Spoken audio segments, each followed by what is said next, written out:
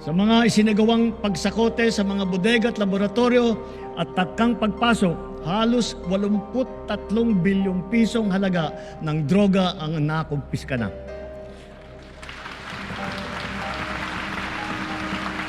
Kamakailan lamang, may mga malalaking kargamento na nagkakahalaga ng bilyon-bilyon na nasabat natin sa Zambales, sa Pangasinan, sa Cagayan, Tondo, Muntinlupa, Ilocos Sur, Ilocos Norte, Cebu, Batangas, Rizal at Cavite.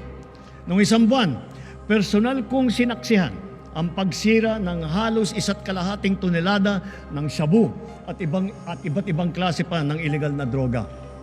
Sa lahat ng mga operasyon na ito, mahigit 153,000 ang naaresto. Mahigit 9,000 at 600 sa kanila ay high-value target.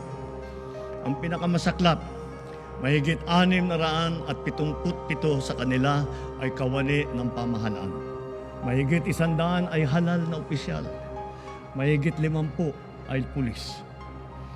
Sa 3 taon lamang, halos mapantayan na ang kabuuang huli nung nakaraang administrasyon.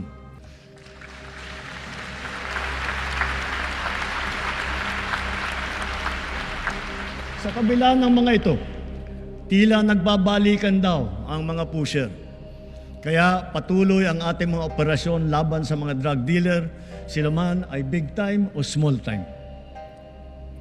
Ngayon, masasabi natin na mataas na ang tingin ng buong mundo sa Pilipinas dahil maayos, patas at mahinahon tayong nakikitungo sa iba't ibang mga bansa.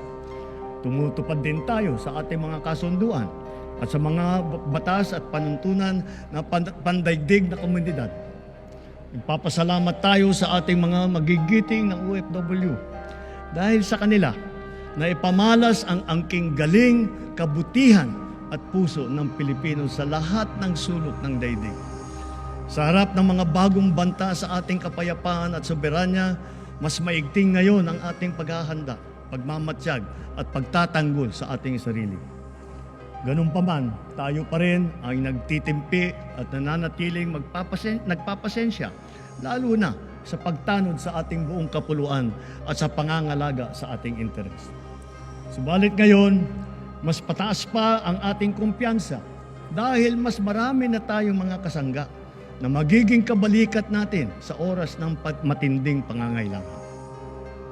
Then as now, our foreign policy remains the same. The Philippines is a friend to all. The Philippines is an enemy to none. That will be our main focus as we, the Philippines, host the ASEAN Summit in 2026.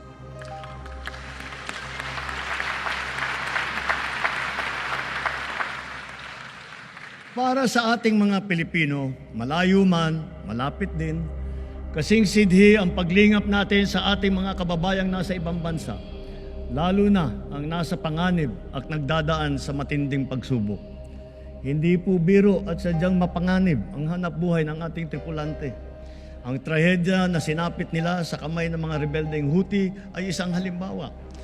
Matapos ang mahigit 4 na araw, ang mga kababayan nating nang binihag ng rebeldeng Houthi ay pinalaya na rin, dala ng ating pakikipagtulungan sa Sultanate of Oman.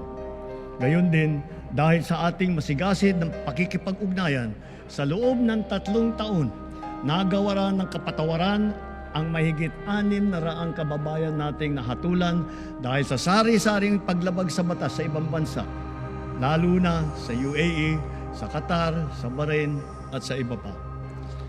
And so,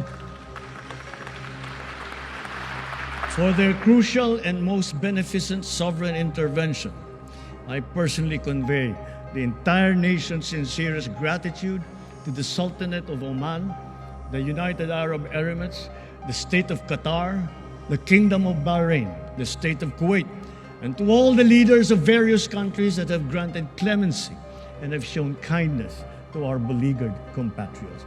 Maraming salamat po. Thank you very, very much.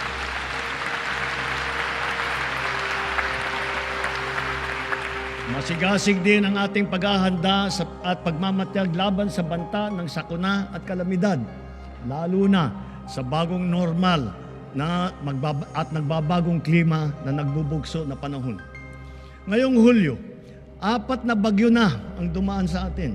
Sabi ng Pag-asa, mga 12 pa ang nagbabantang papasok sa bansa hanggang Disyembre.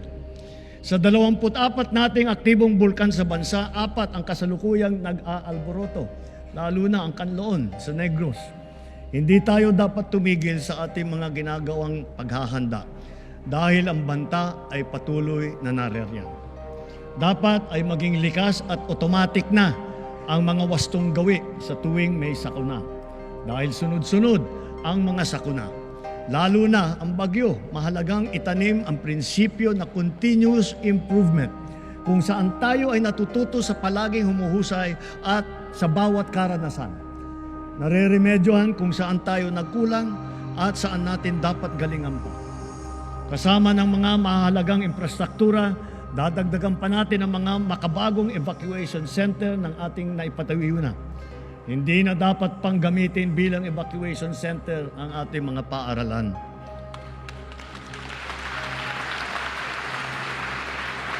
Ginagamit na natin ngayon ang mga makabagong teknolohiya lalo na sa maaga at mabisang prediksyon. Mga Doppler radar, broadband seismic station, landslide sensor system ng Pag-asa at saka fieldbook sa iba't ibang lugar sa bansa. Sa epektibong pagsasaklolo, nakakatulong ang mga mobile command and control vehicle ng DOST na ipinamahagi natin sa 11 LGU sa buong bansa. Sa ating mga kababayan, hindi magtatagumpay ang anumang paghahanda natin kung wala ang tulong po ninyo. Hiling din namin ang inyong kooperasyon, inyong disiplina, pagmamatiyag at bayanihan bilang responsableng mamamayan. Kooperasyon sa mga malawakang ensayo, pagsunod sa mga babala at tagubilin, tulad ng agarang paglikas at pag-iwas sa mga danger zone. Disiplina, lalo na sa wastong pagtapon ng basura. Pagmamatiyag sa bawat oras. Pagmamatiyag sa bawat oras, bawat araw.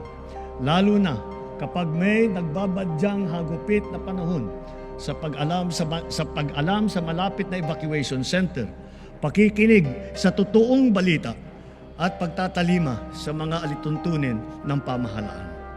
Higit sa lahat, bayanihan sa pagdadamayan at pagtutulungan, lalo na sa mga nasalanta nating kapwa.